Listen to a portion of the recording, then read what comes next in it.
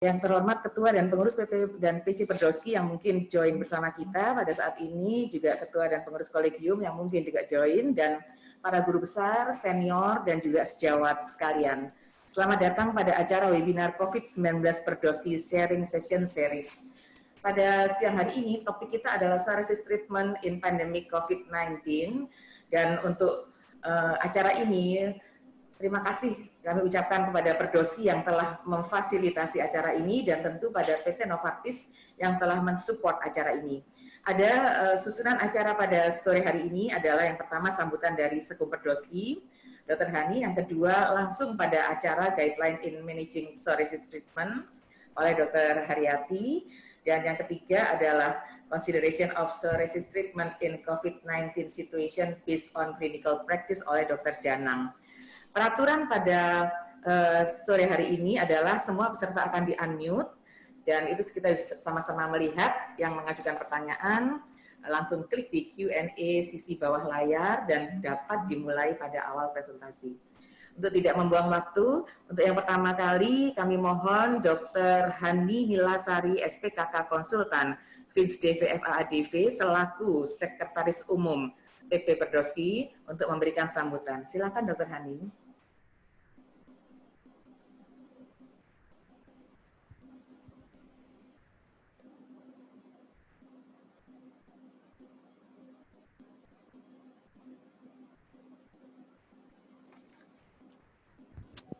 Assalamualaikum warahmatullahi wabarakatuh. Terima kasih Profesor Dr. Cita Rosita, spesialis kulit dan kelamin konsultan, selaku moderator pada kegiatan siang hari ini. Selamat siang kepada para profesor, dokter, peserta webinar Perdosky yang berbahagia. Salam hangat dari Bapak Ketua Umum Perdosky yang tidak dapat hadir sendiri pada sore hari ini, saya mewakilinya. Selamat datang pada acara webinar kita di masa pandemi COVID ini. Melalui Satgas COVID Perdosky yang diketuai oleh Dr. Andreas Widiansyah, sudah mempunyai rangkaian kegiatan yang salah satunya adalah kegiatan webinar yang berisi materi menarik yang aplikatif, sehingga diharapkan dapat membantu para sejawat semua dalam melaksanakan praktek di era COVID-19 ini.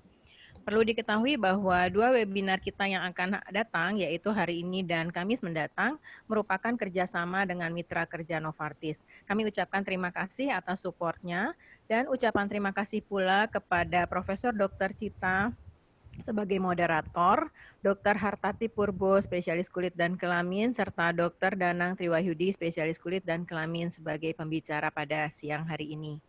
Harapan saya dan kita semua bahwa kegiatan ini dapat memberikan manfaat untuk teman sejawat dalam melaksanakan kegiatan layanan kepada seluruh pasien kita. Akhir kata, selamat mengikuti webinar. Waalaikumsalam warahmatullahi wabarakatuh, dan saya kembalikan kepada Prof. Cita untuk melanjutkan acaranya. Terima kasih Prof. Cita. Terima kasih Dr. Hani.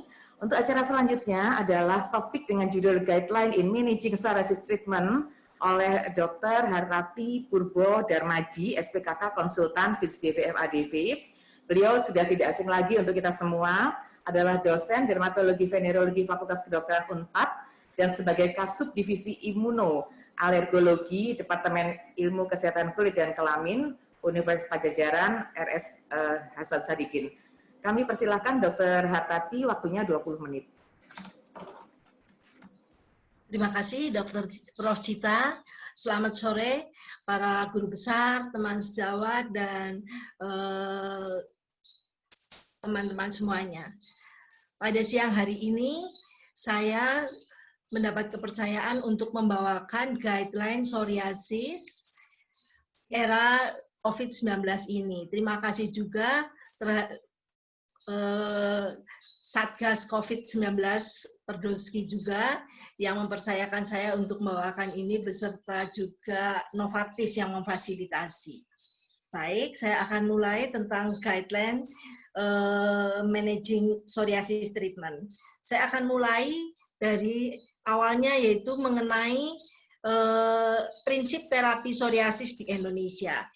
Karena para pemirsa tidak hanya dokter spesialis saja, sehingga saya masukkan juga di sini langkah-langkah yang sudah disetujui oleh KSPI. KSPI itu adalah kelompok studi psoriasis Indonesia.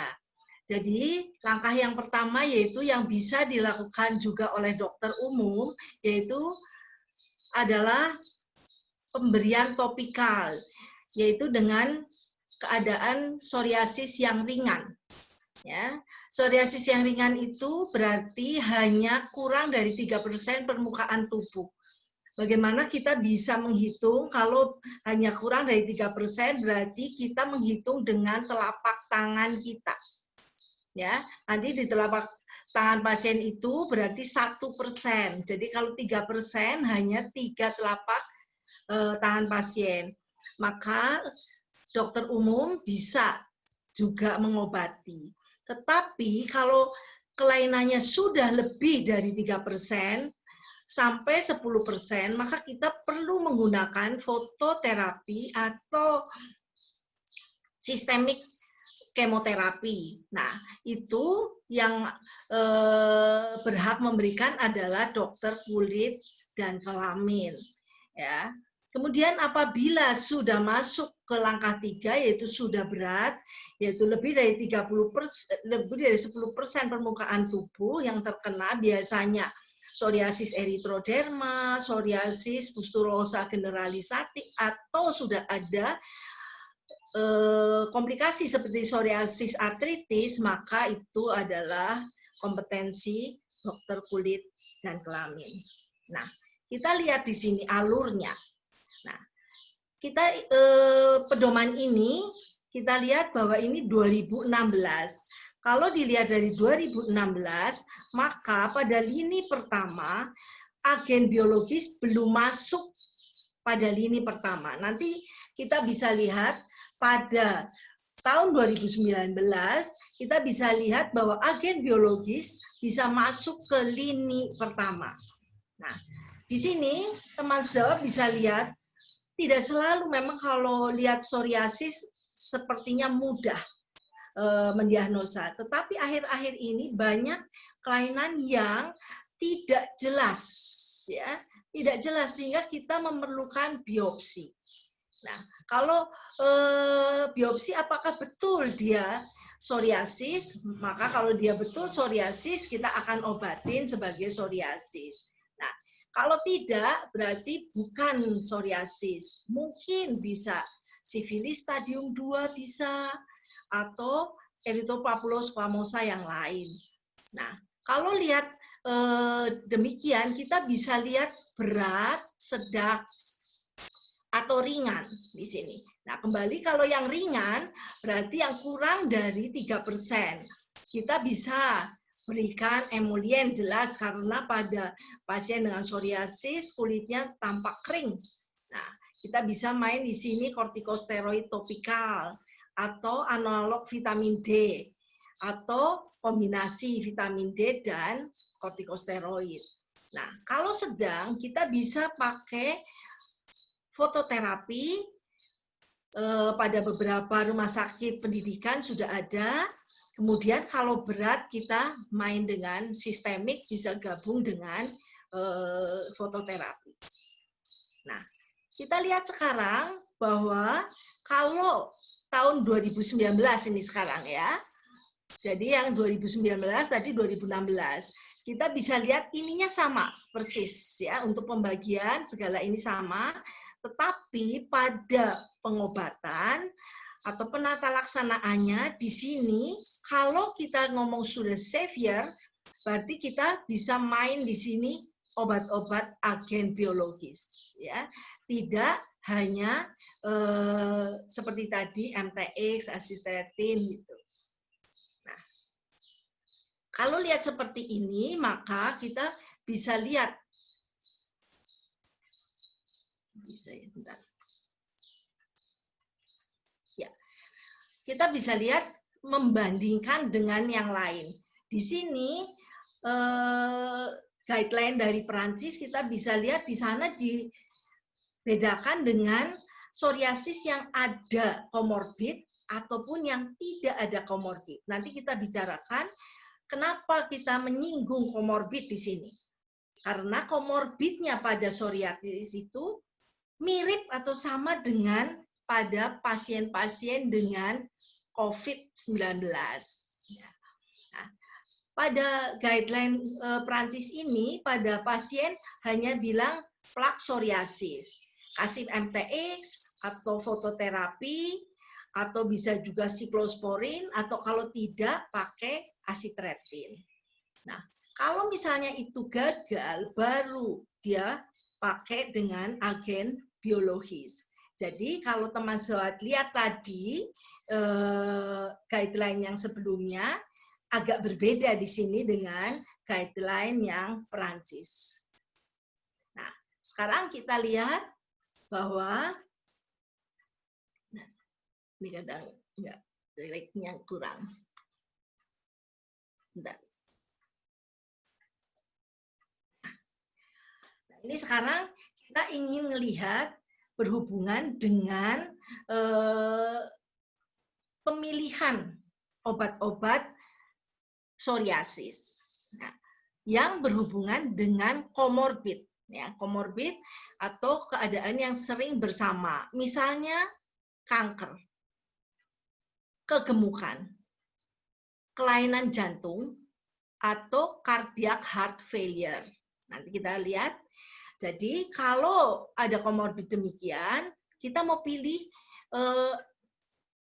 psoriasis treatment yang mana, gitu ya. Nah, kita lihat sekarang TNF alpha inhibitor di sini. Oke, kalau ada pasien dengan psoriasis artritis, kita akan berikan TNF alpha inhibitor. Tetapi kalau pasiennya ternyata ada keganasan, maka kita tidak memilih golongan ini. Tetapi kalau pada orang yang gemuk, kita lihat, kita bisa pilih golongan TNF alpha inhibitor. Juga apabila ada kelainan kardiak, misalnya gangguan dari saluran pembuluh darahnya. Nah, kalau yang cardiac heart failure ini yang menggunakan golongan anti TNF alpha ini hanya di Amerika pada orang-orang kardiologis dari sana. Jadi kalau beberapa jurnal dia tidak atau belum menyarankan, makanya minus positif, plus minus gitu. Nah, untuk golongan anti IL-12-23 itu untuk psoriasis artritis bisa, pada cancer bisa, obesitas bisa, kardiak dan cardiac heart failure bisa. Nah, pada yang IL-17 itu pada psoriasis bisa, pada cancer datanya sama dengan yang IL-23, masih kurang, makanya masih di sini adalah tanda tanya. Nah, untuk yang kegemukan atau obesitas bisa digunakan, tetapi tidak bisa atau masih belum ada atau kurang penelitiannya pada yang kelainan kardiak. Nah, kalau yang cardiac congestive heart failure ini bisa digunakan. Nah, ini yang perlu kita cermati yang di bawah ini, karena methotrexate, siklosporin ini sering kita gunakan. Kapan boleh dan kapan tidak boleh kita menggunakan. Nah, kalau dilihat dari sini, methotrexate untuk psoriasis artritis bagus, ya, boleh digunakan. Tetapi untuk cancer tidak boleh. Ya, jadi pada methotrexate untuk cancer tidak, termasuk untuk obesitas. Pada penderita-penderita dengan obesitas disarankan tidak menggunakan methotrexate. Kenapa? Karena pada pasien dengan obesitas itu sering terjadi fatty liver. Nah, pada penderita dengan fatty liver akan timbul sirosis seperti fibrosis pada hepan. Itu akan memperberat apabila diberikan methotrexate. Nah, bagaimana dengan siklosporin? Untuk siklosporin untuk psoriasis artritis kurang, ya. tidak sebagus methotrexate. Tetapi dia tidak boleh untuk cancer. Ya. Nah, untuk obesitas bisa diberikan siklosporin. Tetapi untuk kelainan kardiak yang hubungannya dengan hipertensi atau hiperlipidemi, siklosporin tidak boleh. Ya, karena kita tahu efek samping dari siklosporin bisa menyebabkan hiperlipidemi dan hipertensi, termasuk asitretin. Nah, asitretin mirip dengan siklosporin, hanya berbedanya pada karsinoma. Pada karsinoma asitretin masih bisa digunakan. Nah, sekarang apa kaitannya dengan COVID-19 ini? Nah, kita lihat di sini ya. Psoriasis ini merupakan kelainan atau penyakit yang bersifat kronik residif. Akibatnya apa? Akibatnya adalah memerlukan manajemen terapi yang jangka panjang. Jadi kalau kita punya pasien psoriasis, jangan menjanjikan dalam waktu 1-2 bulan langsung sembuh dan tidak kambuh lagi. Karena kita memerlukan terapi yang lama. Nah, apabila dengan adanya COVID ini tiba-tiba kita hentikan obatnya atau pasien takut ke rumah sakit, apa akibatnya? Akibatnya kelainan penyakitnya psoriasis akan worse. Timbul flare up. Flare up ini akan menimbulkan stres. Stres ini akan menimbulkan tambah berat kelainan psoriasisnya. Nah, pada era COVID-19 pandemik ini sudah menyebabkan ketakutan, fear state di sini ya, tidak hanya pada pasien psoriasis, semua orang. Ini menyebabkan quality of life juga turun, apalagi ada social distancing dan stay at home. Hal ini akan menyebabkan stres lagi. Akibatnya apa? Akibatnya psoriasisnya akan tambah parah. Nah, dengan ini maka kita ingin melihat nanti pada pasien-pasien mana sih yang boleh masih kita berikan obat-obat psoriasis dan pasien mana yang harus kita turunkan dosisnya atau memang harus kita stop. Nah, sekarang kita lihat hubungan dengan obat-obat yang diberikan pada penderita psoriasis selama COVID-19 ini ya. Jadi kita lihat yang mana?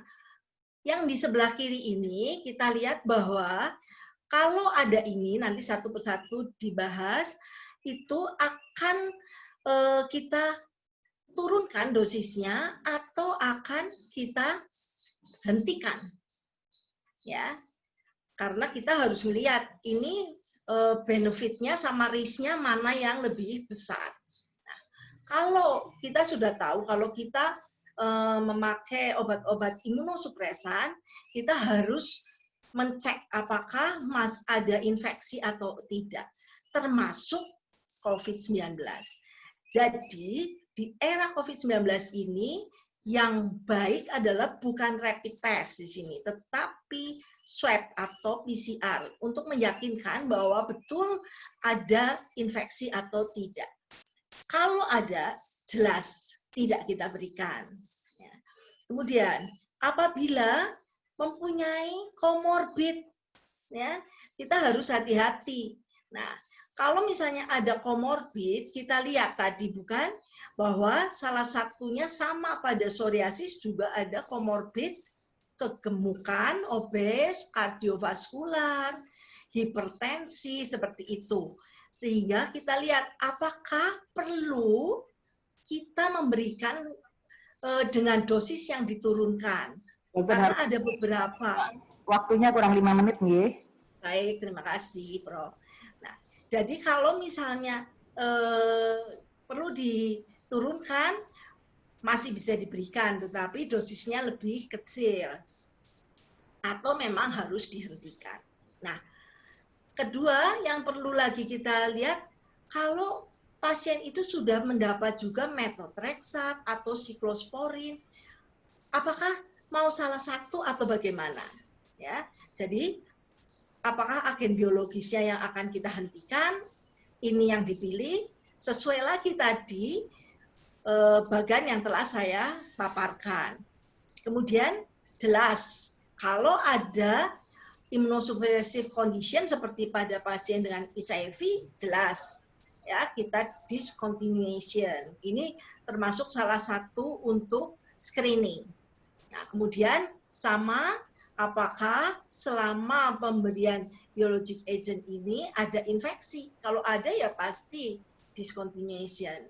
Nah, apabila psoriasisnya mild to moderate, nah ini juga kita bisa mungkin diturunkan atau kita switch gitu ya, atau high risk exposure, misalnya pada ya termasuk juga nursing resident ya, resident juga merupakan high risk ini ya. Nah, yang boleh yang mana? Yang boleh adalah yang muda. Kemudian dia jelas tidak mempunyai komorbid. Muda bisa, tetapi ternyata gemuk, ada hipertensi, pikir dulu ya. Kemudian kalau misalnya dia hanya dapat agen biologik saja tanpa siklosporin maupun methotrexate, boleh teruskan. Ataupun misalnya kelainannya berat seperti psoriasis erythroderma atau pustular psoriasis generalisata. Nah, seperti ini termasuk yang low risk exposure. Kalau low risk exposure juga kita harus lebih oke bahwa ini terpenuhi, boleh kita berikan. Nah, atas dasar ini semua maka KSPI dan FINSDIV mengajukan ke PP, masih proposal ini ya. Jadi Indonesian Society of Dermatology and Venereology Recommendation of Biologic Usage in COVID-19 Pandemic. Ini masih diusulkan oleh KSPI dan INSDIV. Nah, apa yang harus kita perhatikan sebetulnya sesuai dengan yang tadi sudah kita bahas. Jadi pada pasien-pasien yang dites swab positif COVID, walaupun dia tanpa gejala, OTG berarti kan orang tanpa gejala, tetap discontinue, tidak boleh dilanjutkan. Atau postpone nanti kalau sudah sembuh baru diberikan. Nah, atau misalnya possible diberikan immunosuppressive agent, tapi dia harus hanya satu, jangan double gitu ya, satu saja. Kemudian yang penting yang tadi sudah dibicarakan juga, yaitu kalau pada high risk population yang tadi usia lebih 60 tahun, kemudian ada comorbid semua. Nah, itu sebaiknya deferring. Deferring itu ditunda untuk pemberiannya. Nah, nanti setelah ini cost benefit-nya. Jadi lihat benefit turisnya, resionya itu bagaimana. Kalau memang resikonya lebih tinggi, maka jelas kita tidak ambil itu resikonya.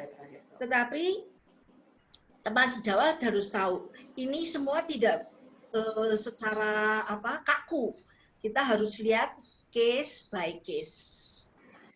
Terima kasih atas perhatiannya. Terima kasih Dr. Hartati untuk paparan yang sangatlah jelas dan pasti bermanfaat untuk kita semua. Untuk yang kedua, kita sampai pada topik yang kedua, yaitu consideration of psoriasis treatment in COVID-19 situation based on clinical practice, yang akan dibawakan oleh Dr. Danang Triwahyudi, SPKK, FINSDIV, ADV. Beliau adalah Ketua Departemen Dermatologi Venerologi Rumah Sakit Kanker Nasional Darmais, juga Ketua Kredensial Komite Medik Darmais, dan Wakil Ketua PP Perdoski Bidang Pendidikan dan Profesi. Monggo dipersilakan Dr. Danang, waktunya 20 menit. Terima kasih Prof. Cita. Terima kasih pada teman-teman sekalian. Ini saya boleh minta tolong dari oke, baik. Ya, terima kasih. Jadi hari ini terima kasih pada Satgas PP yang telah memberikan kesempatan kepada saya untuk maju pada hari ini membawakan mengenai consideration of psoriasis treatment in COVID-19 pandemic situation, clinical practice based. Slide. Ya, jadi kita lihat pada saat ini dari kemarin kita melihat bahwa untuk kasus terkonfirmasi di dunia ada 3.677.165 dengan angka kematian yang 257.454. Slide. Slide. Ya. Untuk Indonesia sendiri kita lihat bahwa tes positif dari BNPB, tes positif adalah 12.438 dengan angka kesembuhan 2.317 dan angka meninggal dunia 895. Kita lihat bahwa ODP dan PDP-nya sendiri kira-kira kalau dijumlahkan mencapai 290.000 orang. Dan untuk kelompok umur kita lihat di sini bahwa kelompok umur slide sebelumnya, ya kelompok umurnya yang untuk yang positif yang paling tinggi adalah antara 40 sampai 59 tahun, sementara yang meninggal kita lihat di atas 60 tahun yang paling tinggi. Slide. Nah, dari kondisi penyerta kita melihat tadi sudah disebutkan juga oleh Dr. Hartati bahwa memang kondisi penyertanya ini mirip dengan psoriasis, dan kita lihat bahwa untuk yang positif yang paling banyak adalah hipertensi, diabetes mellitus, dan riwayat penyakit jantung. Begitu pula yang meninggal, sementara untuk yang sembuh ternyata ada riwayat penyakit paru kronis yang angkanya juga tinggi di antara yang diabetes maupun yang riwayat jantung. Slide. Ya, COVID-19 sendiri atau SARS-CoV-2 adalah coronavirus yang baru, dan virus corona ini adalah virus dengan RNA positif yang stranded, dan terdapat 7 human coronavirus, 4 diantaranya adalah penyebab infeksi saluran napas dan common cold, dan 3 yang menyebabkan pandemi, SARS-CoV, yaitu disebut sebagai original SARS di tahun 2003, kemudian MERS-CoV, yang Middle East Respiratory Syndrome coronavirus, dan yang terakhir adalah SARS-CoV-2 sebagai penyebab COVID-19. Slide. Gejala klinis umumnya adalah demam, lemas, batuk kering. Gejala klinis lainnya yaitu sesak napas, nyeri otot, sakit tenggorokan, rinorea, diare, anosmia, maupun agesia. Kemudian kita juga mengetahui bahwa ada manifestasi klinis kulit, termasuk diantaranya adalah eritema, petechiae, urtikaria, dan yang baru adalah lepidoreticularis dan chilblain. Ya. Kemudian secara klasifikasi klinis kita lihat bahwa klasifikasi terdapat ringan, sedang, berat, dan kritis. Dengan 85% pasien ada di ringan dan sedang, yang berat adalah 10% pasien, dengan kritis yang membutuhkan perawatan di ICU hanya sekitar 5% pasien. Slide.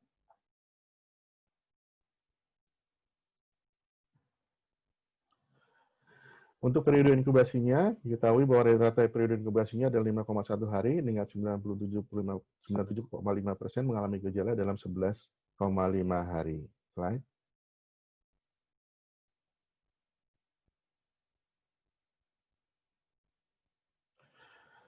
Ya, infeksi SARS-CoV-2 ini menginduksi respons imun dalam 2 fase, yaitu fase awal dan juga fase severe.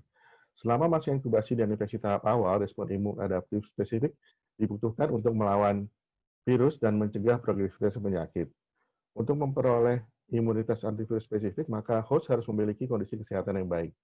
Saat respon imun protektif terganggu, virus akan berkembang biak dan merusak jaringan, terutama organ dengan ekspresi ACE tinggi, sebagai tempat masuk virus SARS-CoV-2. Yang kemudian akan menginduksi kondisi peradangan paru sebagai penyebab utama kondisi kegawatan pernapasan. Slide.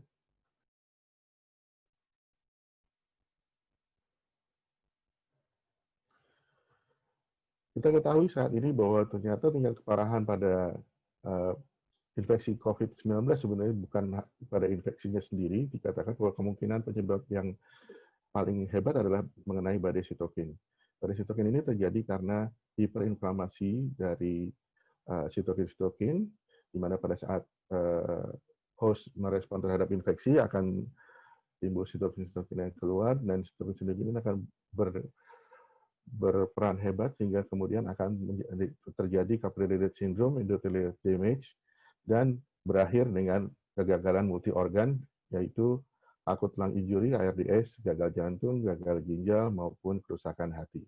Slide.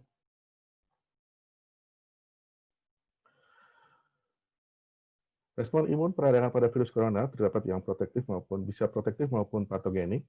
Protektif terjadi bila inflamasinya teregulasi dengan baik, replikasi virusnya tidak robust, kemudian respon interferonnya juga terjadi awal, kemudian inflamasi monosit dan makrofag dan infiltrasi neutrofilnya terjadi peningkatan yang sedang, begitu juga proinflamasi sitokin dan chemokina juga meningkat yang sedang, dan ini menyebabkan terjadinya apoptosis epitelia dan endothelial yang minimal, leakage vaskularnya juga kurang, kemudian respon antibodi dan T-selnya optimal, sehingga virus clearance-nya dapat berlangsung baik. Dan ini diakhiri dengan kesembuhan bagi host. Sementara bila patogenik, inflamasinya terjadi dysregulasi, di mana replikasi virusnya robust, terjadi delayed respon dari interferon, kemudian inflamasi dan infiltrasi neutrofilnya juga terjadi sangat hebat, proinflamasi sitokin dan chemokina juga meningkat hebat, sehingga terjadi leakage vaskular yang meningkat, suboptimal respon dari T-cell dan antibodi, dan terjadinya adanya clearance virus yang impaired. Ya, ini akan dilanjutkan dengan terjadinya akut lung injury, ARDS, dan berakhir dengan kematian. Slide.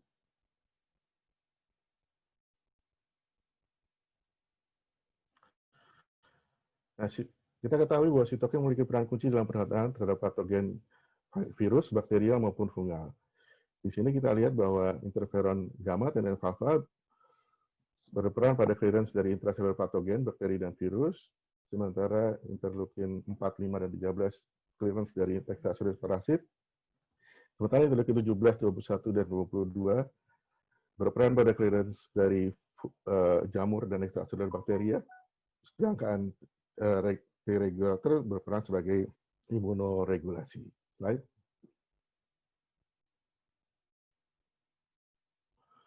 Nah, sebagai patogen spesialis di sini kita hanya melihat bahwa dari awal sampai akhir itu terlihat bahwa peran dari TNF-alpha, interleukin 23 maupun interleukin 17 itu sangat penting pada patogenesis psoriasis sejak awal maupun sampai kronisitas dari penyakit. Slide.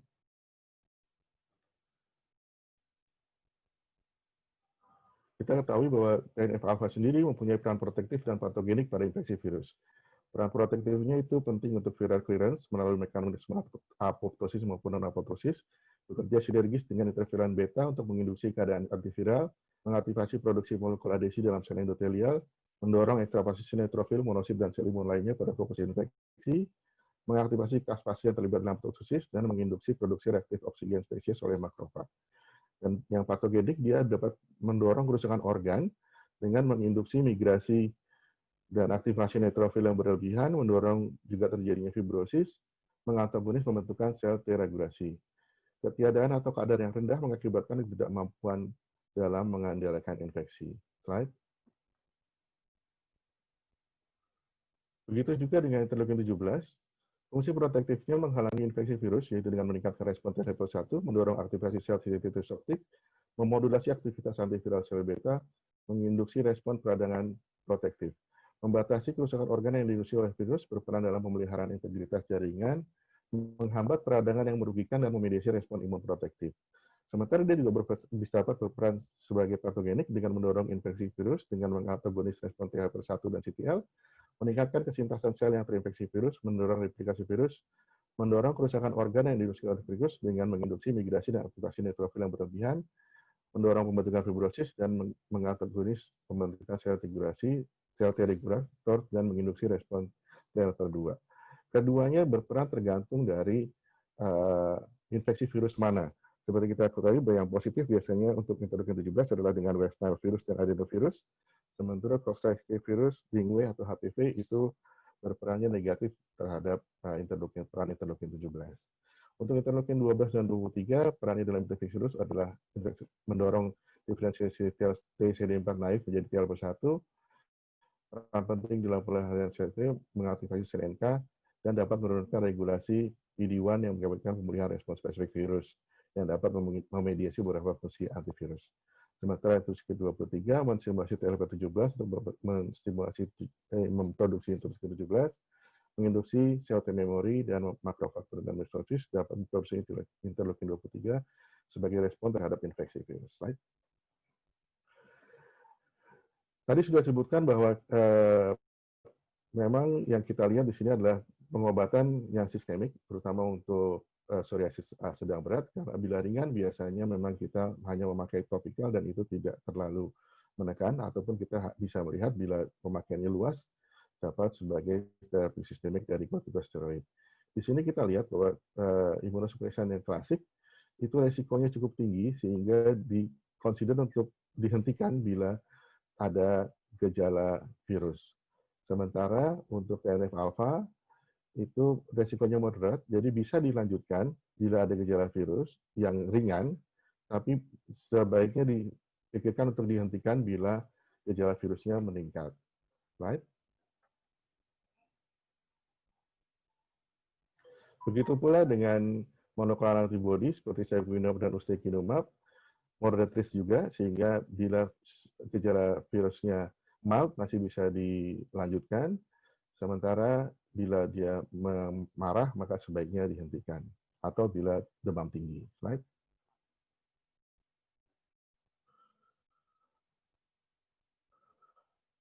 Ya, di sini kita lihat tidak dapat perbedaan signifikan pada pasien psoriasis untuk infeksi serius. Jadi baik dia dengan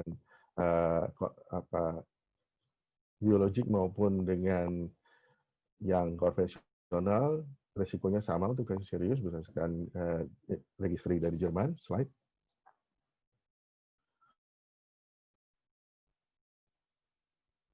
Ya, yang penting adalah soal registry menunjukkan bahwa resiko infeksi virus yang lebih tinggi dengan pemakaian adalimumab dan infliximab dibandingkan dengan terapi non-biologik dan non-MTX lain.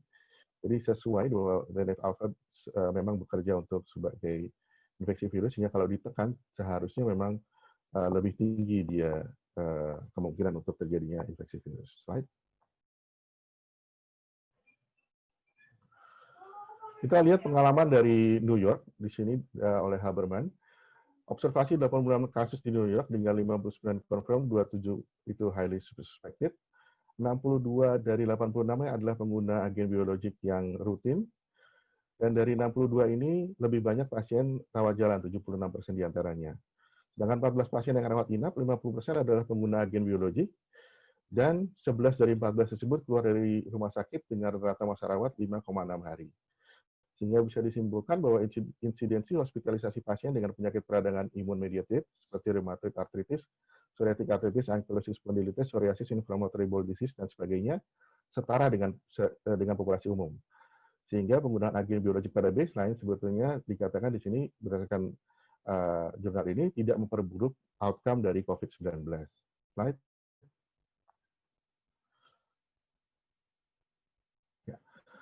Kemudian kita lihat ini dari Italia, Prof. Bisondi melakukan studi retrospektif multicenter pasien psoriasis prakronik dengan N5206 yang diobati dengan agen biologik.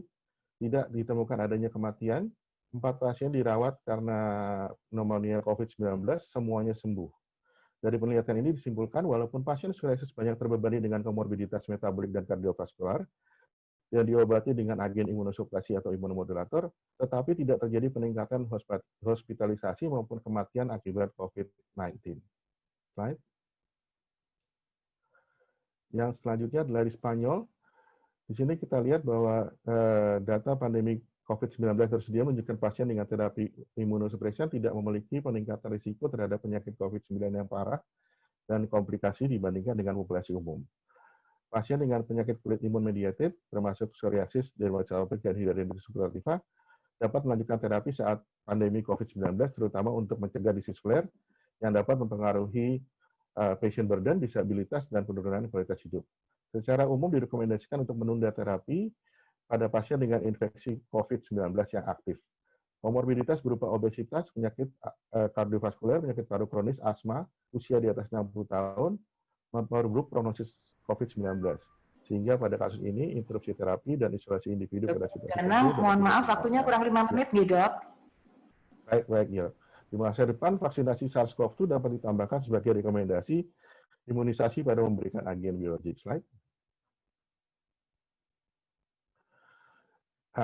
Kita sebenarnya harus lihat juga fototerapi. Fototerapi di sini bahwa fototerapi dikatakan dapat dilanjutkan, tapi tentu harus mempertimbangkan screening gejala pada pasien, social distancing, penjadwalan pasien yang tidak lebih dari 30 menit, dan kemudian disinfeksi, perawatan, dan kamar ganti setelah penggunaan pada tiap pasien. Slide. Penundaan terapi. Bagaimana kita belum menunda terapi? Slide. Di sini kita lihat bahwa pasien yang relapse setelah penundaan terapi memperoleh kembali respon terhadap inhibitor TNF-alpha, inhibitor IL-17, dan inhibitor 23. Jadi ketiganya, bila kita stop dan kita lanjutkan kembali, maka akan tercapai pasti 75 masing-masing. Slide. Kemudian perolehan kembali respon pada subjek yang diberikan placebo yang mengalami relapse dan diterapi kembali dengan secukinumab 300 mg, kita lihat bahwa ternyata pada pasien-pasien yang dengan secukinumab ini semuanya bila di stop dan diintroduce lagi, maka dia akan dapat mencapai PASI 90 maupun PASI 100 sesuai dengan sebelumnya atau yang naik. Slide. Nah, ada Soprotex saat ini kita lihat bahwa di lapor 50 ini yang kita lihat bahwa ternyata di Malaysia yang dekat dengan kita laporannya hanya 1 kasus.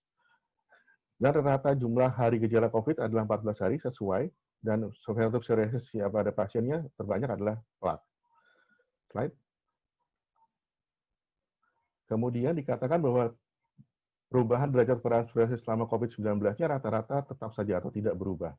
Sehingga gambaran dari Soprotex ini kita lihat bahwa tidak banyak pasien psoriasis yang terpengaruh dengan COVID-19. Slide. Nah, untuk tadi Dr. Hatta juga mengatakan bahwa social isolation ini juga berpengaruh pada pasien psoriasis. Depresi merupakan komorbiditas umum dalam psoriasis. Depresi meningkat pada pasien psoriasis dibandingkan populasi umum. Penerapan tindakan karantina yang tepat telah terbukti memicu berbagai masalah psikologis termasuk panik, depresi, dan kecemasan. Slide.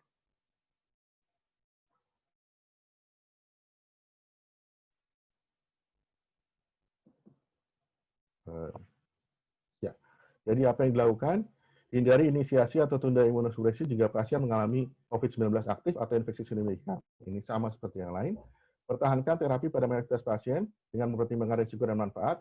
Pertimbangan juga komorbiditas dan derajat keparahan pasien. Pertimbangan terapi agen biologik spesifik yang digunakan. Minimalisasi tatap muka dengan mengoptimalkan penggunaan teledermatologi. Jika pasien memerlukan kunjungan langsung, maka sebaiknya datang sendiri atau ditemani oleh satu orang saja bila tidak dapat sendirian, dan hindari transportasi umum. Dan kemudian juga harus dengan penjadwalan yang cermat sehingga waktu tunggunya berkurang. Slide. Rekomendasi internasional sendiri juga semuanya mengatakan hal yang sama. Sebaiknya di-advise untuk continue sampai terjadi infeksi aktif, baik dari Eropa, dari Prancis, Spanyol, Italia, Amerika, maupun dari International Psoriasis Council. Mengatakan demikian. Slide.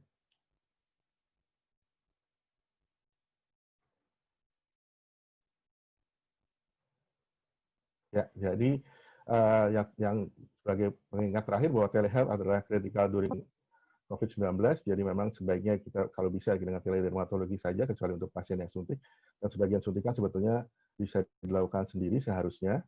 Slide.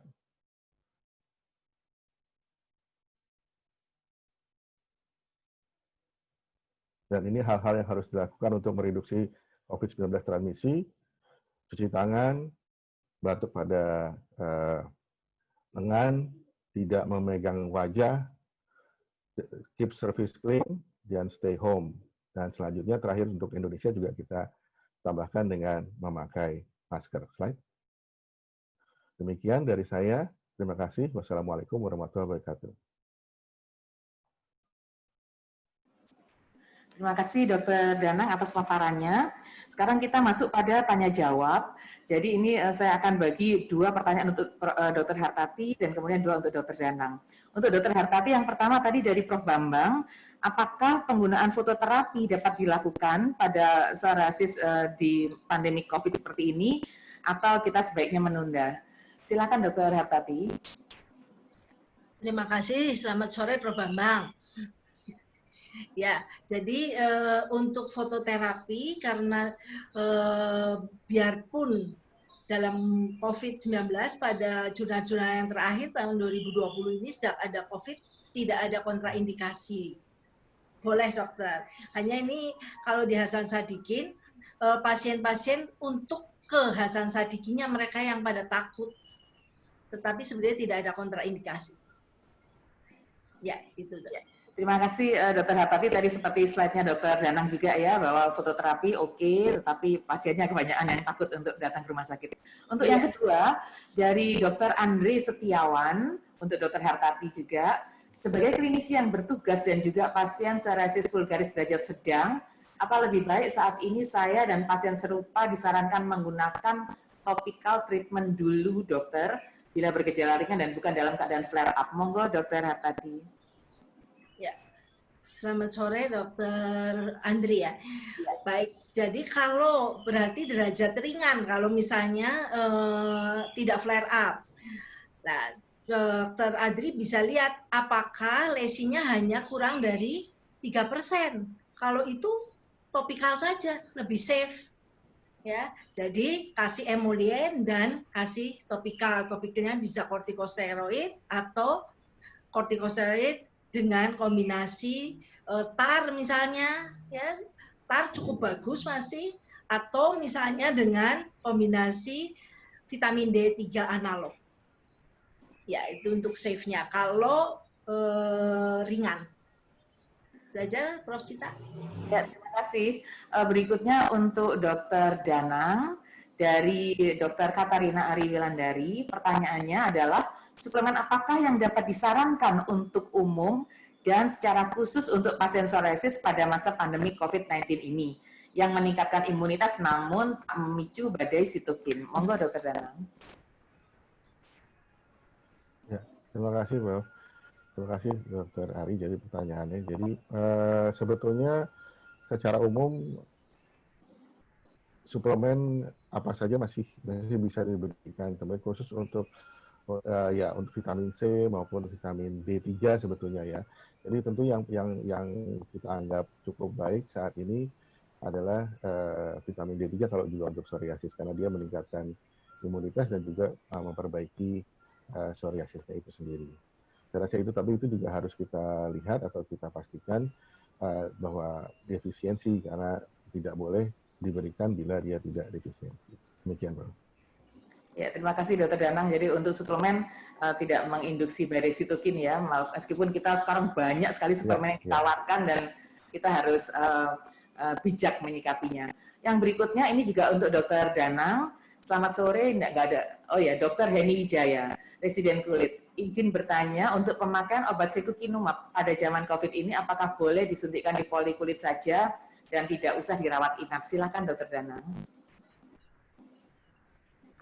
Ya, terima kasih Dok. Prof.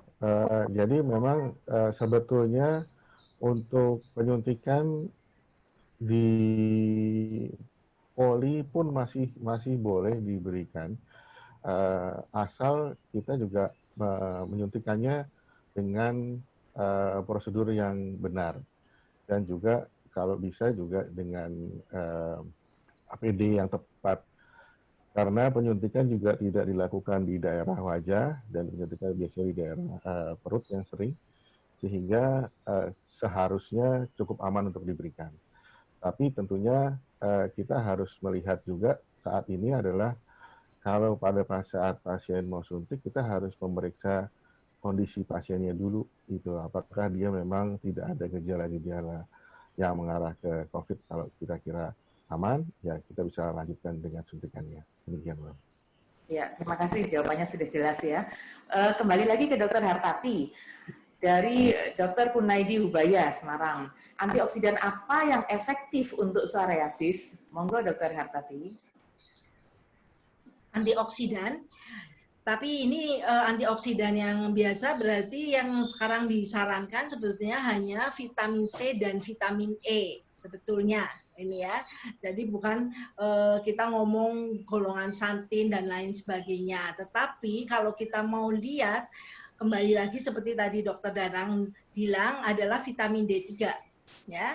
Vitamin D3, tetapi kita harus periksa dulu apakah dia memang insufisiensi atau defisiensi. Tapi kalau dia sudah cukup, kita anjurkan berjemur cukup. Ya, baik. Terima kasih Dokter Hartati. Bentar ya, ini kok hilang.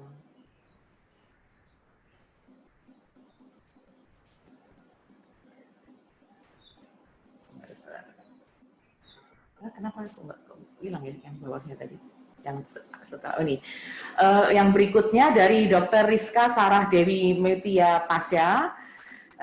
Mohon arahan untuk pemberian psoriasis biologic medication, haruskah dilakukan pemeriksaan swab dahulu untuk menyingkirkan COVID-19?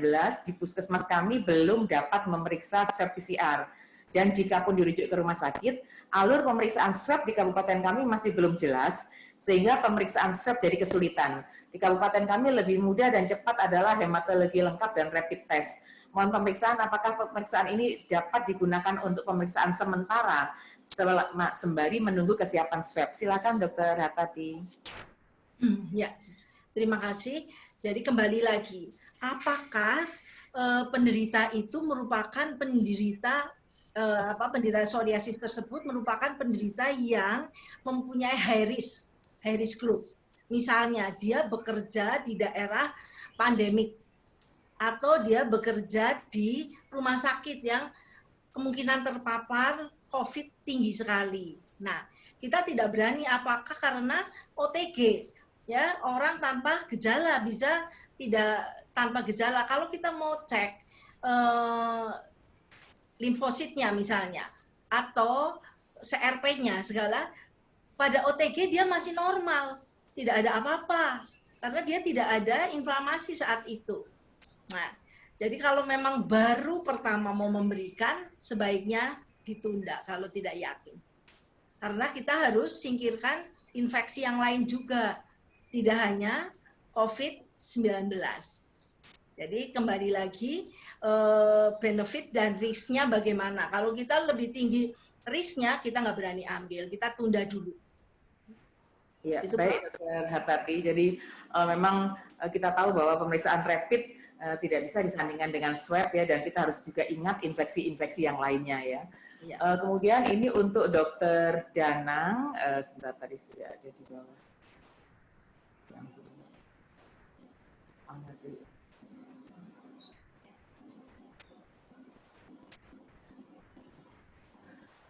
Ini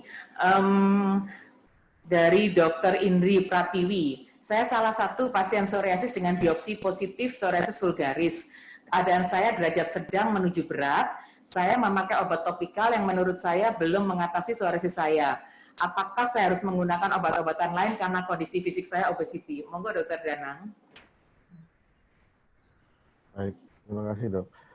Prof, jadi memang Dr. Indri, kalau dikatakan saat ini sudah sedang menuju berat, memang sebaiknya ada dianjurkan untuk memakai sistemik.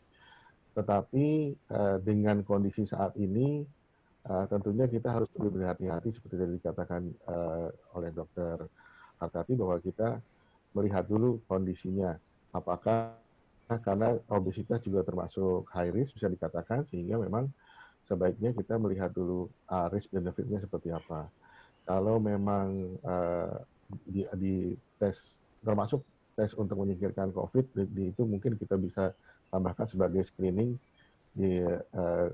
dengan screening yang lain, infeksi-infeksi yang lain.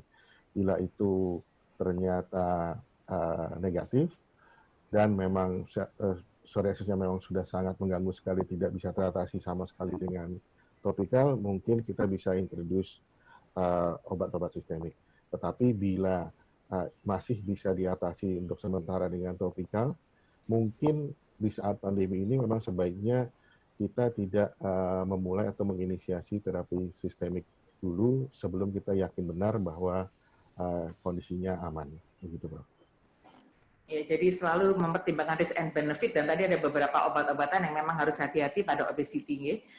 Untuk berikutnya dari Dr. Niputu Susari Widyaningsih untuk Dr. Danang, berapa lama interval waktu dari dinyatakan sembuh COVID-19 untuk memulai terapi biologic agent lagi atau terapi imunosupresif lainnya? Terima kasih. Monggo silakan, Dok.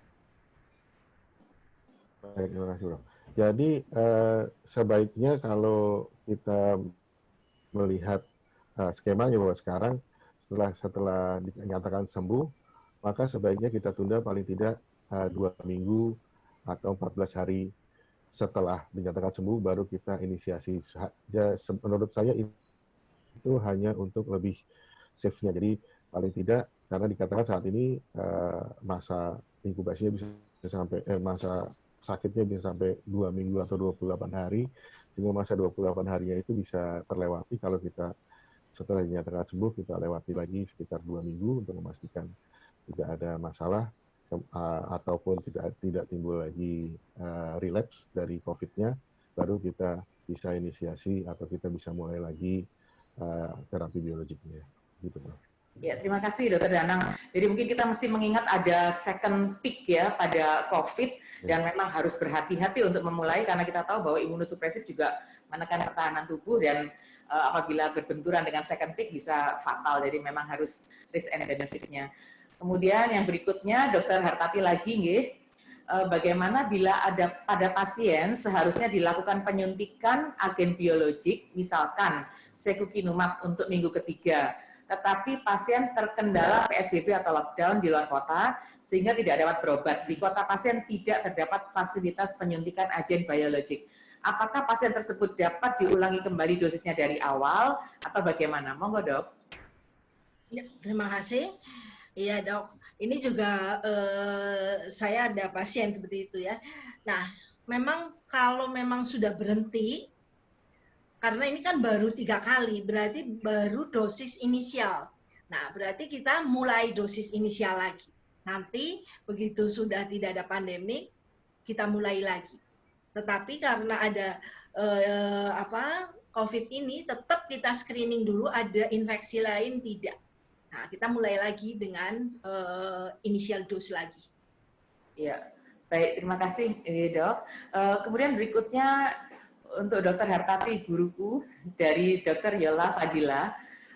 Mungkin Dok hendak bertanya bagaimana cara menurunkan dosis obat-obat imunosupresan seperti methotrexate, berapa persen dari dosis sebelumnya per minggu pada pasien-pasien psoriasis yang high risk.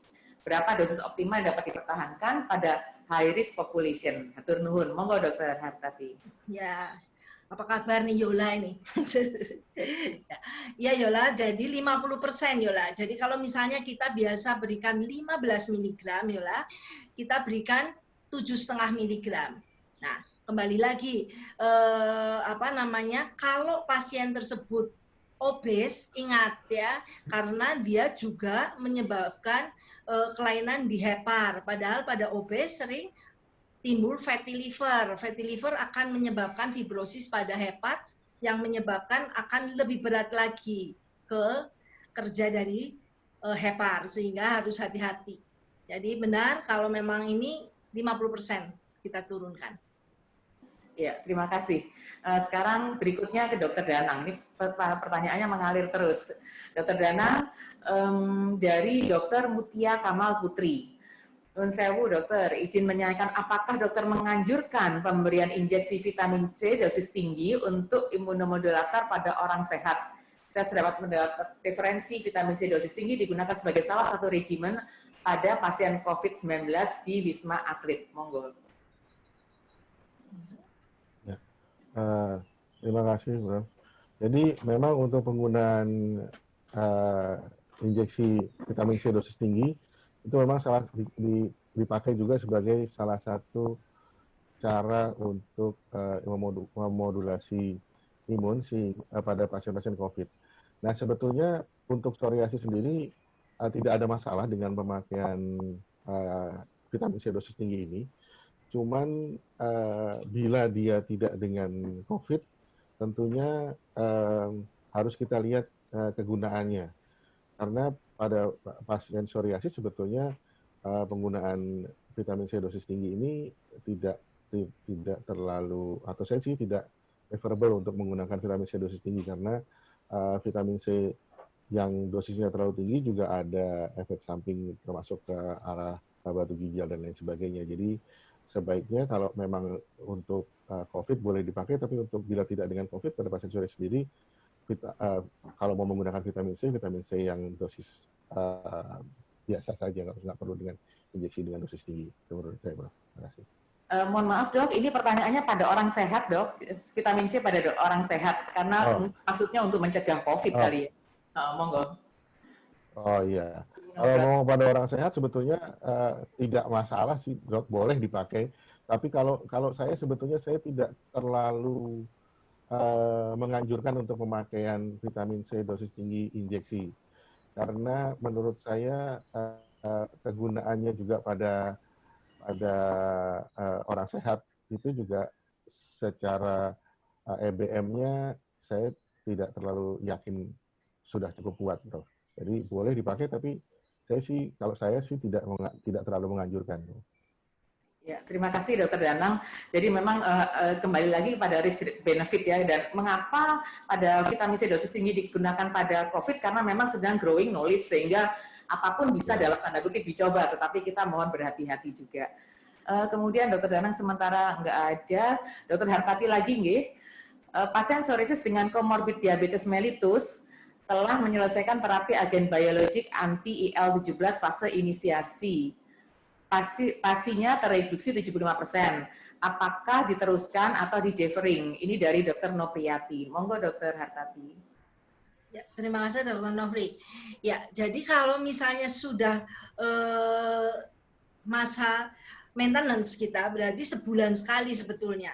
Nah, padahal kalau kita berikan Sekju itu 300 mili. Nah, kalau beberapa pasien saya, kalau dia sebetulnya ini baru 75% ya pasinya.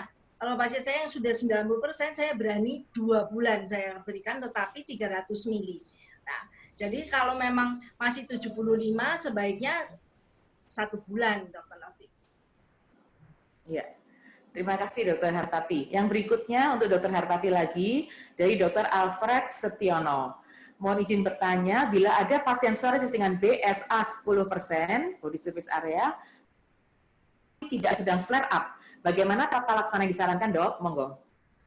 Baik, kalau lebih dari atau kurang lebih 10% dan tidak flare up, berarti dia tidak plak eritem. Jadi mungkin dia sudah makula eritem dengan squamanya sudah tidak psoriasiformis. Ya, kita berikan topikal lebih baik, lebih safe dalam keadaan COVID-19 ini gitu. Ya, daripada kita memberikan sistemik dengan risk yang lebih tinggi daripada benefitnya. Karena tidak flare ya, kalau tidak flare berarti tidak plak eritem dengan psoriasiform scale. Jadi bentuknya pasti makula eritem dengan squama yang ya mungkin pityriaciformis begitu. Iya. Topikal saja. Terima kasih. Jadi meskipun safe, tetapi kalau bisa topikal, kita sebaiknya menggunakan topikal. Untuk Dr. Hartati lagi berikutnya dari, nggak ada namanya, apabila sudah menggunakan biological agent, apakah bisa menggunakan imunosupresif bila ada residif lagi, karena mengingat biologic agent cukup mahal harganya. Monggo. Ya, terima kasih.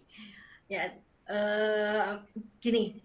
Kita pegang bahwa pada pengobatan psoriasis ada namanya rotation therapy, ya, terapi rotasi. Jadi tidak hanya kalau misalnya sudah menggunakan agen biologis terus menggunakan agen biologis, tidak. Ya. Jadi kalau memang ini kita bisa switch ke imunosupresan yang lain, tetapi pemilihannya kembali lagi atas indikasi kita lihat komorbidnya apa. Gitu ya, bisa tidak apa-apa. Nah, mudah-mudahan nanti ini setelah COVID berakhir betul-betul bisa agen biologis masuk ke BPJS. Ini kelihatannya PP sedang mengusahakan, mudah-mudahan bisa berhasil ya, kendala harga tidak masalah. Ya, baik. Terima kasih, Dok. Ini yang terakhir yang ada sekarang. Dari Dr. Caroline Padang, saya pernah mempunyai pasien psoriasis dalam terapi secukinumab. Kemudian diketahui ada diagnosis tambahan SLE. Apakah secukinumab tersebut bisa diteruskan dengan penambahan terapi oral untuk SLE-nya? Monggo, Dok. Baik. Ya, jadi untuk SLE atau di jurnal juga ada dan sklerosis itu bisa digunakan.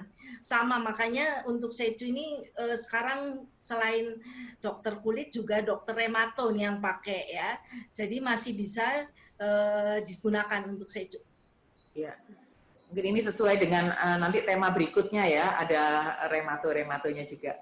Karena pertanyaannya habis, sekarang saya yang pengen nanya ke Dokter Danang. Berdasarkan pengalamannya Dokter Danang di Darmais, ada nggak selama ini COVID dengan psoriasis yang dirawat oleh Dokter Danang? Monggo, Dok. Kalau COVID dengan psoriasis saat ini sih saya nggak punya pengalaman, Prof. Dan saya juga mencoba mencari ke teman-teman dari patient group saya, juga ternyata hanya satu yang muncul dengan COVID itu pun sembuh, dan dia moderate, kebetulan sejawat juga, dan dia hanya dengan topikal dan saat ini sudah sembuh, Prof. Dan COVID-nya hanya ringan. Jadi mungkin saya nggak ada pengalaman dengan ya Prof, tidak dengan biologik. Enggak ya? Ya, dengan biologik tidak, sampai saat ini belum ada yang terinfeksi COVID, Prof. Alhamdulillah. Ya. Jadi semuanya baik-baik aja, psoriasisnya baik, kemudian ini juga baik ya, COVID-nya ya. Ya kan. Nah, kalau kita lihat dari paparan tadi juga ternyata kan memang bahwa di tempat-tempat lain termasuk di Italia dan di Spanyol juga sama dengan populasi umum ininya insidensinya, Prof, dengan biologik. Ya. Jadi mungkin memang poin-poin seperti komorbid, kemudian usia dan yang lain-lain itu menjadi pertimbangan juga, gitu. Tapi tadi laporannya di New York dan Italia baik. Dokter Hartati, bagaimana Dok? Ada nggak di Bandung, di Hasan Sadikin yang psoriasis dengan COVID? Sampai saat ini tidak ada, Dr. Prof. Cita. Tidak ada pasien-pasien yang kontrol segala, tidak ada. Maksudnya kalau OTG tidak tahu ya, tapi sampai saat ini yang ODP atau PDP tidak ada. Oh gitu ya, jadi masih belum ada juga ya. Mungkin kita bersama-sama ini ya, bersama-sama menunggu. Ini tadi kayaknya ada yang izin mau tanya, saya bilang boleh, tapi kok belum tanya. Nah, kemudian saya tanya lagi, kira-kira ada nggak ya riset yang sudah dilakukan oleh Dr. Danang di Darmais terkait COVID pada psoriasis atau mungkin COVID pada dermatologi, venerologi? Kalau riset terus terang belum ada, Prof. Cuman memang ada beberapa pengalaman pasien-pasien dengan nakes maupun pasien kanker, Prof, dengan infeksi COVID yang manifestasi klinis sebenarnya lebih banyak manifestasi kulit yang keluar. Dan itu memang sesuai dengan laporan, biasanya ada urtikaria maupun erythema terus gitu yang kita lihat beberapa. Ya, jadi hanya itu sebetulnya hanya manifestasi klinis yang saya lihat, dan itu sedang saya kumpulkan. Kebetulan Dr. Sanda kan juga lagi penelitian, Bro. Jadi sedang saya kumpulkan ini. Mungkin besok siang ya diskusinya tentang riset. Nah, ini ada satu lagi untuk Dr. Hartati, kayaknya ini nggak ada urusan sama COVID. Dari Dr. Rosalin Naomi Harsono. Saya sedang mencoba secukinumab untuk pasien psoriasis dan sudah dosis inisiasi 2 bulan lalu, tidak lanjut maintenance, tapi saat ini flare ringan. Bagaimana, apakah masih boleh lanjut dengan secukinumab dosis 150? Monggo, Dok. Oh, dosisnya 150, bukan 300 ya, Prof. Cita?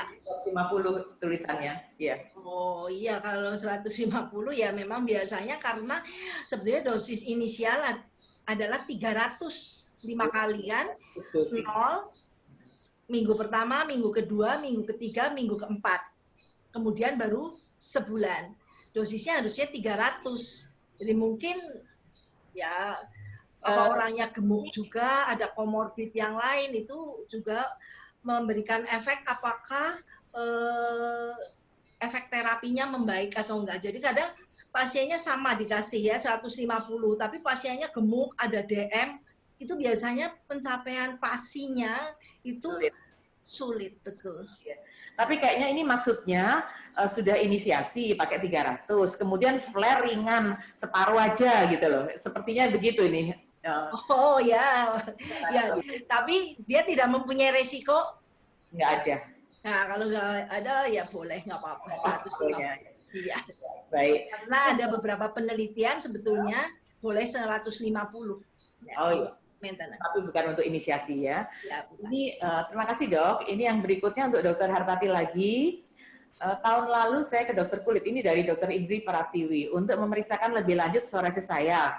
Dianjurkan untuk penggunaan methotrexate karena saya tahu efek sampingnya, saya takut menggunakan. Apakah saya harus menggunakan methotrexate atau menjalankan pemeriksaan lebih lanjut untuk menggunakan obat lain? Monggo Dokter Hartati. Ya. Terima kasih. Ya kembali saya kira harus urutan pertama lagi kita periksa semuanya apakah masih bisa pakai methotrexate. Ya. Kalau memang bisa pakai methotrexate, kenapa tidak? Gitu.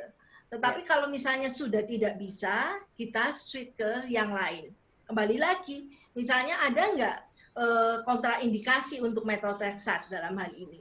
Misalnya teman sejawat usianya muda, masih ingin punya anak, ya, padahal nggak gemuk, tidak ada diabetes, tidak ada apa, tetapi ingin punya anak, kita pasti tidak pilih methotrexate seperti itu. Mungkin kita pilih siklosporin.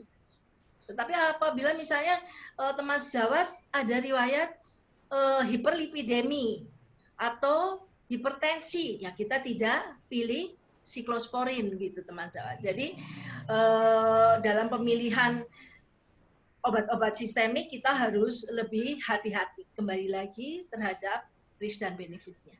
Ya, terima kasih dok.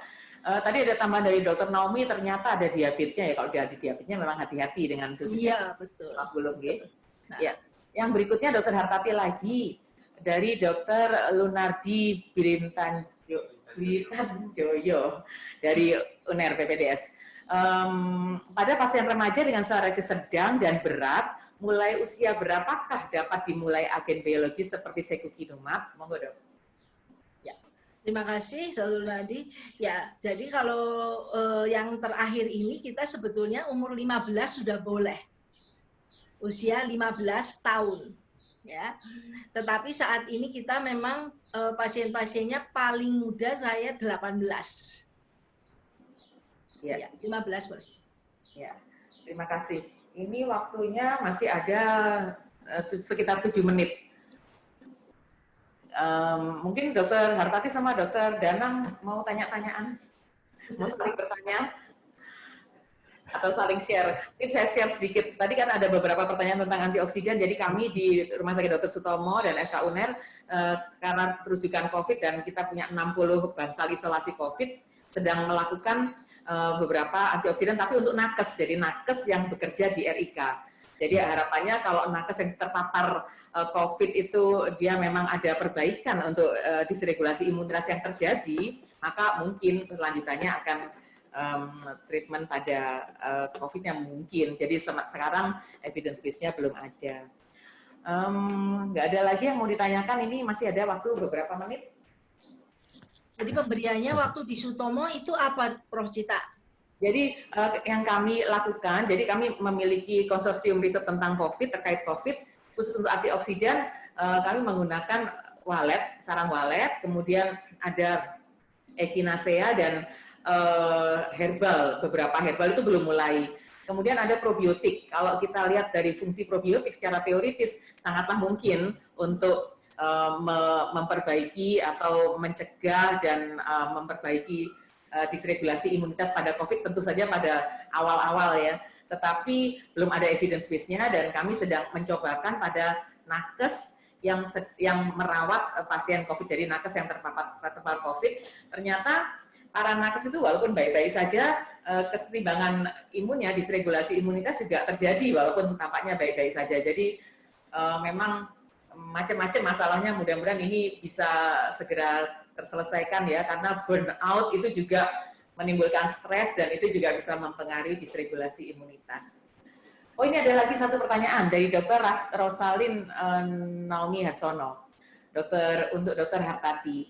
Saya ada pasien psoriasis dengan SGPT dan SGOT yang tinggi, maaf lupa angkanya, sampai batas berapa boleh start secukinumab? Monggo dok.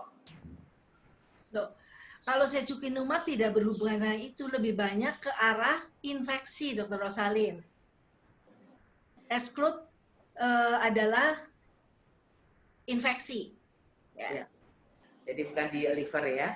Kemudian yang berikutnya Dr. Neti Sukmawati, untuk Dr. Hartati lagi, ada pasien anak dengan usia 6 tahun dengan biopsi psoriasis vulgaris. Saat ini pasien terjadi erythrodermi. Mohon tata laksana untuk pasien ini. Monggo dok. Ya, terima kasih. Ini paling bagus untuk anak adalah MTX. Ya, apalagi sudah erythroderma, termasuk psoriasis pustulosa generalisata. Kami punya beberapa pasien anak, itu paling bagus pemberian MTX. Nah, jadi pada anak per kilogram berat badan nanti dilihat, tapi tetap periksa screening, yaitu SGOT, SGPT, ureum kreatinin, dan pemeriksaan darah 8 parameter. Iya. Tapi bagus untuk MTX itu. Hanya harus pemantauan ketat untuk potensi efek sampingnya gitu dok? Iya, betul. Yang berikutnya mungkin ini untuk Dokter Danang aja. Untuk penderita psoriasis ringan tetapi sudah menderita sejak muda, apakah boleh diberikan agen biologis, Dokter Sitarani Safitri? Monggo dok, biar terbagi, nggak ada. Baik, terima kasih Bro. Jadi sebenarnya seperti tadi Dr. Hartati juga bilang di guideline-nya, jadi saat ini sebetulnya untuk biologic agent itu bisa masuk ke lini pertama. Jadi tergantung dari kalau memang sebetulnya kalau ringan dilihat dari luas lesi atau seberapa besarnya BSA-nya, itu selama dia rekalsitran kita bisa naik menjadi moderate misalnya, sehingga bisa untuk diberikan terapi sistemik. Nah, juga ada pemikiran atau ada teori-teori yang mengatakan bahwa untuk menyetop yang disebut sebagai psoriatic march, itu kita langsung memberikan ya hit hard and hit early. Jadi kita langsung berikan biologic agent di pertama juga tidak masalah, baru muncul pertama langsung kita berikan juga sebetulnya bisa. Jadi kalau ditanya bisa apa enggak, sebetulnya ya bisa-bisa aja. Tapi tentunya kalau masih ringan sekali, hanya 1-2 lesi dan dengan topikal juga hilang, ya kita akan berpikir buat apa juga dia kita pakai obat mahal-mahal gitu menurut saya. Ya, terima kasih. Ini pertanyaan terakhir untuk Dr. Hartati. Maaf ingin bertanya bagaimana mofetil mycophenolate. Mycophenolate mofetil sering digunakan oleh teman-teman kita internis ya. Ada pasien psoriasis dengan obesitas. Seandainya terjadi perbaikan, apakah obat dapat langsung di stop ataukah perlu tapering off? Monggo Dr. Hartati. Ya, terima kasih. Sebetulnya MMF ya, mycophenolate mofetil itu bukan merupakan obat untuk psoriasis. Nah, bukan. Nah, tetapi memang kebanyakan pada pasien-pasien dengan kelainan lain biasanya SPPD terutama KAI atau remato itu memberikan. Sebetulnya biasanya nanti kalau ditanya langsung pasiennya, pasien itu biasanya tidak hanya menderita psoriasis. Ya, karena kita perlu tahu pada seorang pasien dengan autoimun biasanya terjadi beberapa penyakit autoimun yang dia derita. Nah, sehingga diberikan mycophenolate mofetil itu tidak semata-mata hanya untuk psoriasisnya. Nah, kalau untuk mycophenolate mofetil biasanya diberikan 2 kali 500. Nah, taperingnya karena kan tidak ada preparat 250, sehingga kita berikan biasanya 1 kali 500. Gitu.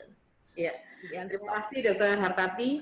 Karena waktunya sudah habis, Saya langsung bacakan ringkasan saja nih. Jadi dari dua topik yang telah kita ikuti bersama-sama tadi dari Dr. Hartati dan Dr. Danang, matur nuwun penjelasannya. Dr. Hartati menyampaikan bahwa kelompok studi psoriasis Indonesia telah merilis prinsip terapi dari psoriasis dan kemudian juga penggunaan agen biologik dan harus memperhatikan komorbid yaitu obesity, kanker, cardiac heart failure dan juga psoriasis artritis dan kardiak. Kemudian juga Dr. Danang tadi sempat membahas sekilas tentang COVID-19, tentang gejala klinis, kemudian respon imunnya, protektif dan patogenik, baik sitokin yang berpengaruh pada COVID-19 maupun pada psoriasis. Dan Dr. Hartati dan Dr. Danang, dua-duanya beliau juga membahas tentang psoriasis chronic disease ini membutuhkan long-term management dan untuk discontinuation itu hati-hati akan menjadi disease worsening dan itu akan menimbulkan stres. Sementara kita tahu pada COVID-19 itu juga ada fear state dan itu juga bisa menimbulkan stres, quality of life-nya juga turun, sehingga mohon berhati-hati untuk menyetop penggunaan agen biologik. Tetapi tentu saja kita juga harus mempertimbangkan berbagai hal, kapan lanjut dan kapan dihentikan. Tadi Dr. Danang juga sudah menyampaikan riset yang dilakukan di New York dan di Italia, dikatakan tak ada gangguan atau tak ada masalah dengan pasien-pasien psoriasis yang menderita COVID-19, nggak ada yang dilaporkan meninggal dan nggak ada perburukan. Namun tetap kita harus berhati-hati kapan kita harus menunda pemberian obat-obat agen biologik dan diusahakan untuk menggunakan monoterapi saja. Dan untuk rekomendasi dari Perdosky dianjurkan untuk tes swab dan kalau positif ya sebaiknya stop atau postpone imunosupresif 1 saja, dan untuk high risk population sebaiknya ditunda. Dan dalam setiap keputusan kita harus mempertimbangkan risk dan benefit. Dan tadi ada quotes dari Dr. Danang tentang hands, cuci tangan, elbow, kalau batuk harus ditutup, face, jangan pegang-pegang wajah, kemudian space, harus social distancing dan physical distancing, home yang harus nggak kerja, keluar rumah sakit ya nggak perlu kerja. Saya kira dari saya cukup sekian. Sekali lagi terima kasih atas paparannya Dr. Hartati dan Dr. Danang. Dan ini ada pesan sponsor dari Perdosky, menerima donasi yang dapat ditransfer ke rekening mandiri. Monggo atas nama Herliani Maria Purba atau Tia Febrianti dengan nomor rekening yang sudah kita lihat bersama-sama. Dan juga ada woro-woro untuk acara berikutnya pada hari menunggu slide-nya, saya nggak hafal ini. Jadi judulnya Achieve Two Things at Once, Prevention COVID-19 and Beat the Aging. Ini akan dilaksanakan pada hari Senin 11 Mei 2020. Saatnya seperti sekarang, setengah 3 sampai jam 4 sore, terbuka untuk anggota Perdosky, spesialis lain dan GP. Yang jadi moderator adalah Dr. Sri Eliani, SPKK, FISDV, FADV dari Semarang, dan kemudian pembicaranya topiknya update in COVID-19, ini dari, sebentar, tutupan. Dr. Budi Antariksa, spesialis paru, konsultan PhD, dan juga Preventing COVID-19 and Maintaining Skin Health at Once oleh Dr. Niputi Susari Widyaningsi, SPKK, FISDV, FADV. Monggo kita ikuti bersama-sama webinar yang akan datang untuk menambah pengetahuan kita. Ya berharap tidak ada pasien kita yang menderita COVID sehingga kita tidak perlu khawatir karena kita tahu risiko dan konsekuensinya, tapi saya kira siap-siap itu adalah lebih baik dan mudah-mudahan pandemi ini bisa segera berakhir. Dengan demikian saya akhiri untuk webinar kali ini. Sekali lagi terima kasih untuk Perdosky, terima kasih untuk Novartis, terima kasih Dr. Hani Nilasari yang sudah menunggui, juga Dr. Andreas, Dr. Satgas PP2, dan tentu saja pembicara yang luar biasa, Dr. Hartati Purbodarmaji, SPKK, konsultan FISDV FADV, dan juga Dr. Danang Triwahyudi, SPKK, FISDV FADV. Sampai jumpa, Assalamualaikum warahmatullahi wabarakatuh.